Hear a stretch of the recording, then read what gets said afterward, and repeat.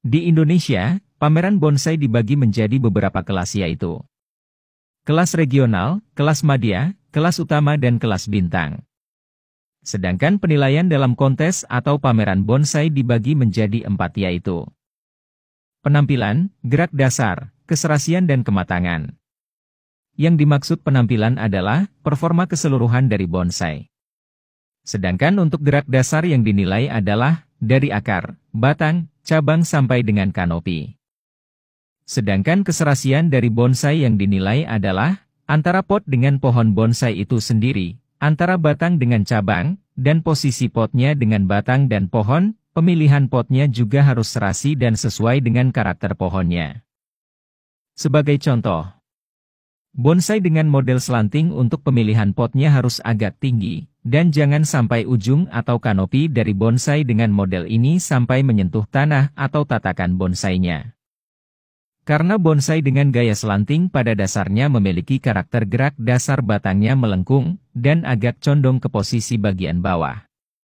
Sedangkan untuk kriteria kematangan dari sebuah karya seni bonsai adalah kematangan pada karakter cabang. Kemudian anak cabang, dan ranting serta subranting, perimbangan antara batang dengan cabang. Selanjutnya tentang tahapan atau tingkatan untuk kelas bonsai dari regional, kelas madya, kelas utama dan bintang adalah terdapat syarat khusus. Dan tahapan yang harus ditempuh sebelum bonsai tersebut bisa naik ke kelas selanjutnya dalam suatu pameran atau kontes bonsai tertentu. Sebagai contoh, untuk bonsai yang baru pertama kali mengikuti kontes harus ikut di kelas regional terlebih dahulu.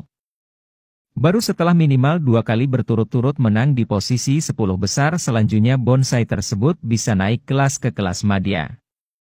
Sedangkan untuk di kelas madya, setelah menjuarai di kategori 10 besar minimal 2 kali atau 3 kali berturut-turut baru bisa naik ke kelas utama, begitupun juga untuk naik ke kelas utama dan kelas bintang. Yang perlu kita ketahui bersama bahwa pembentukan sebuah karya seni bonsai perlu campur tangan manusia yang membuatnya. Dan pada umumnya untuk membentuk ranting bonsai dengan gaya tertentu memerlukan bantuan sarana kawat bonsai. Namun itu semua tidak berlaku untuk di kelas utama dan di kelas bintang. Di kelas regional dan madya, masih diperbolehkan atau masih terdapat toleransi, apabila di dalam kontes di ranting bonsai masih terdapat bantuan kawat untuk membentuknya. Sedangkan untuk kontes di kelas utama, umumnya sudah tidak terdapat kawat yang menempel di ranting dan batangnya. Karena walaupun masih terdapat kawat tetap diperbolehkan mengikuti pameran, namun hal ini seakan sudah menjadi pantangan bagi para peserta. Karena dengan masih adanya bantuan kawat untuk pembentukan ranting dan batang jika dipaksakan tetap mengikuti kontes maka akan sangat mengurangi nilai dari penilaian bonsai tersebut. Sedangkan untuk kontes di kelas bintang, sudah tidak diperkenankan sama sekali, atau sudah tidak terdapat toleransi apabila di ranting atau batang bonsai masih terdapat kawat yang menempel di ranting atau batang, dan pastinya akan didiskualifikasi. Sedangkan, untuk membuktikan suatu bonsai sudah layak dan memenuhi kriteria naik kelas ke level berikutnya, dibuktikan dengan hasil penilaian yang diberikan oleh panitia atau juri yang menyatakan bahwa bonsai tertentu sudah layak naik kelas. Selanjutnya, suatu bonsai yang dikategorikan sudah matang adalah suatu bonsai terkesan sudah tua.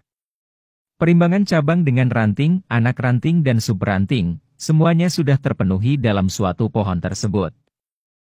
Sedangkan untuk pemula, bisa mengikuti kontes dan pameran bonsai di kelas prospek.